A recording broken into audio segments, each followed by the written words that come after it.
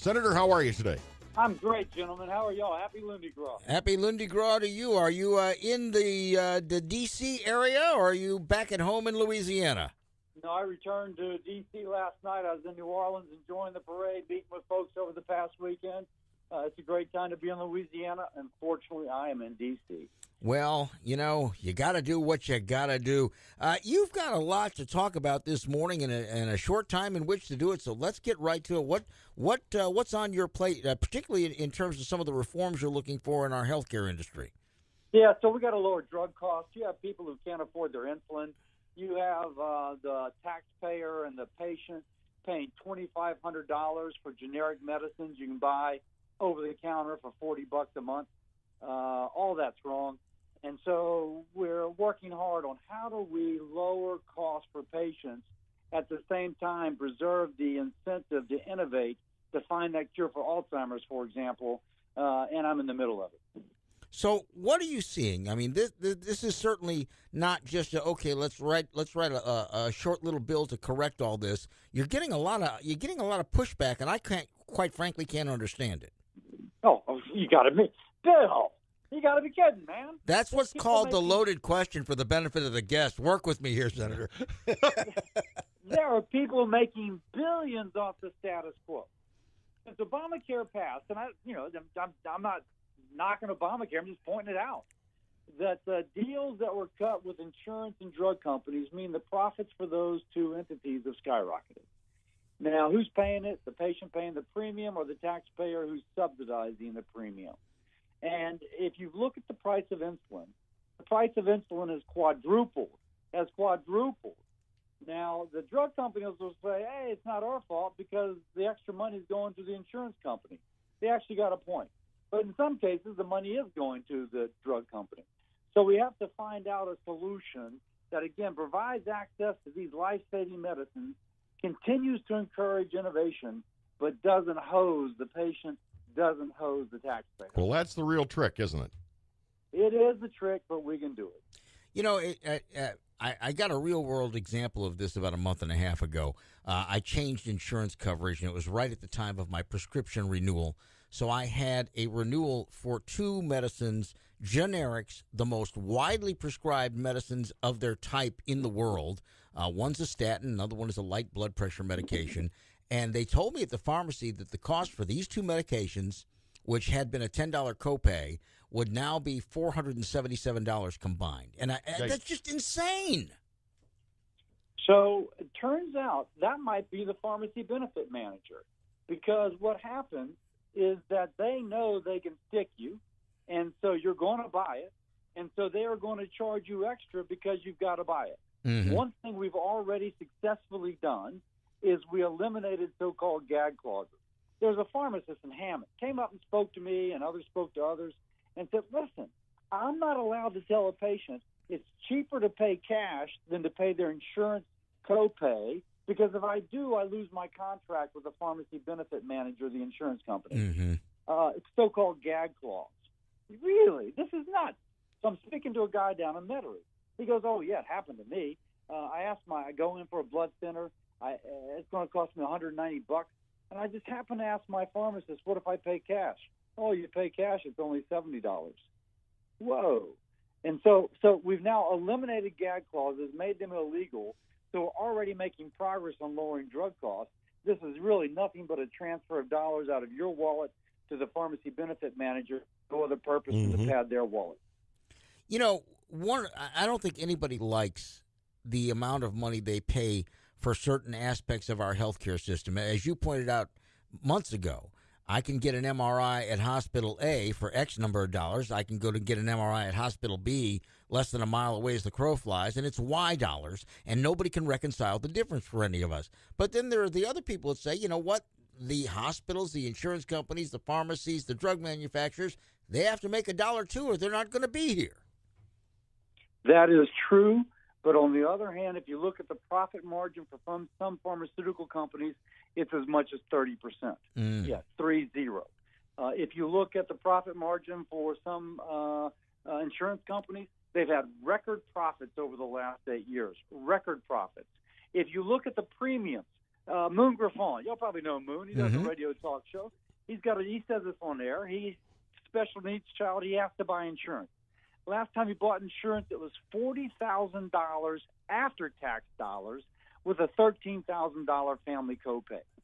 Now, who does my heart bleed for?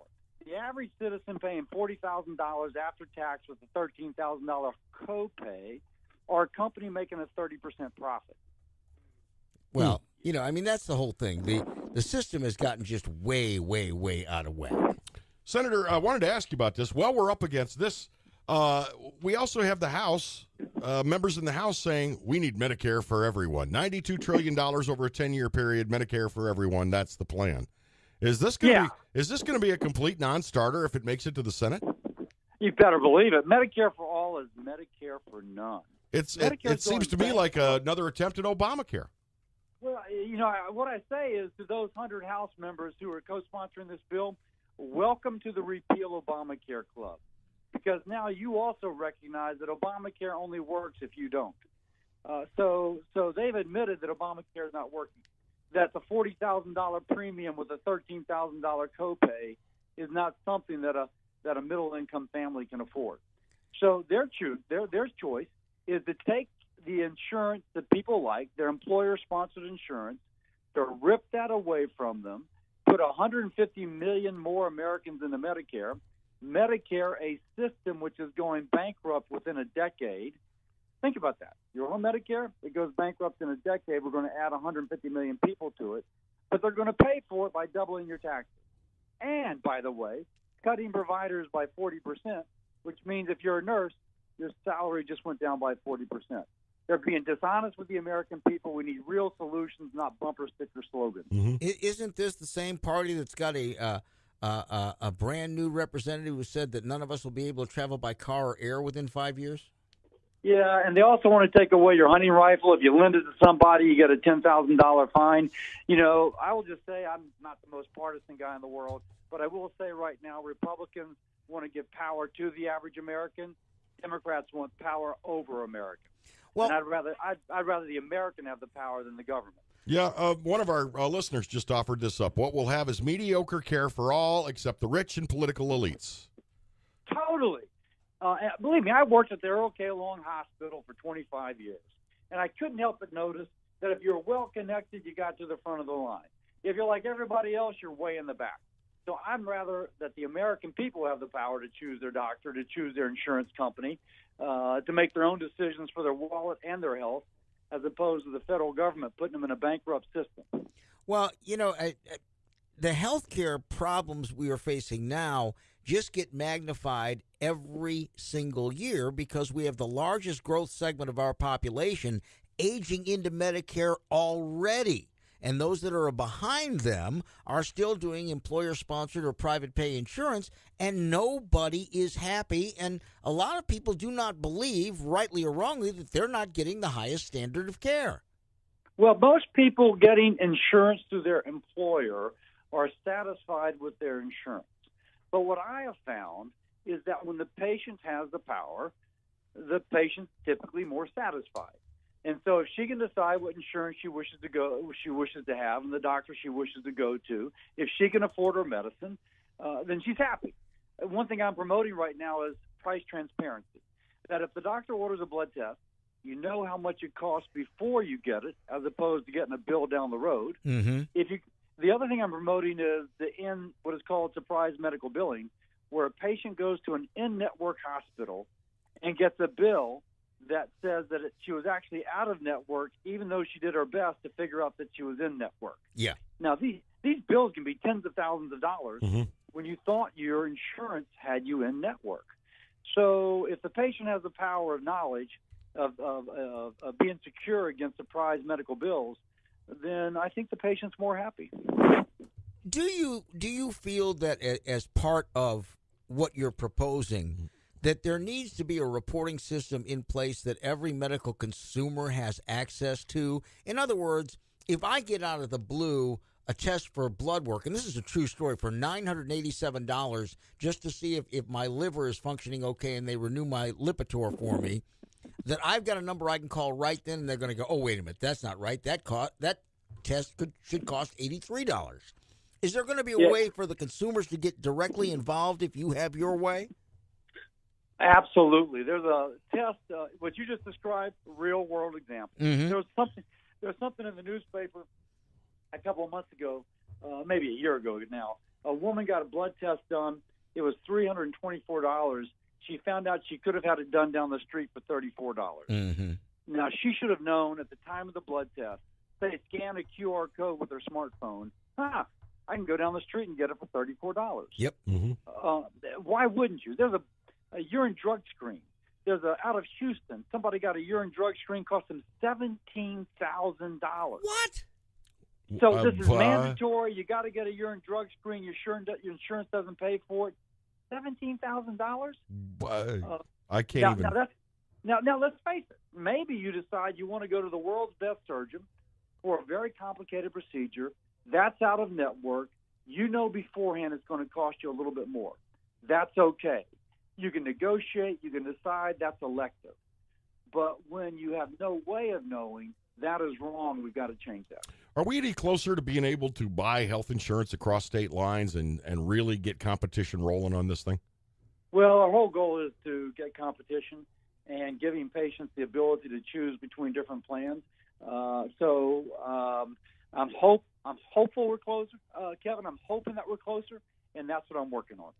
Well, that is a daunting task because there are a lot of people that they seem these days to want to fight common sense healthcare legislation simply because their constituents don't have any skin in the paying part of the game, and that bothers me more than you can ever know.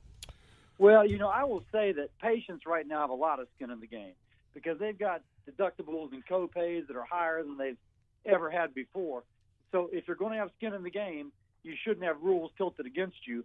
You should know that your blood test is $34 here, or in your case, $900 there. Mm-hmm. And if you're going to have skin in the game, give me the knowledge I need to know to play by the rules. One last question, Dr. Cassidy, and this is from a listener in our live chat, says, can Senator Cassidy sponsor a bill that will allow us to use HSA funds to pay for membership with a concierge doctor? That way, I can keep my doctor. Hey, Billy, be still my heart. That's a piece of legislation that we've actually introduced that we are working with Democrats to get passed because it's got to be bipartisan if we're going to get something like that through. That's exactly what we're trying to do, to give the patient the ability to choose his or her doc and use that HSA to do so. Yep. I had to part company with my own doctor at 22 years because he went concierge. Mm-hmm. It just wasn't in the cards for me. More to come on this one. Bill Cassidy, U.S. Senator, it's always a pleasure to have you with us. And this, of course, is...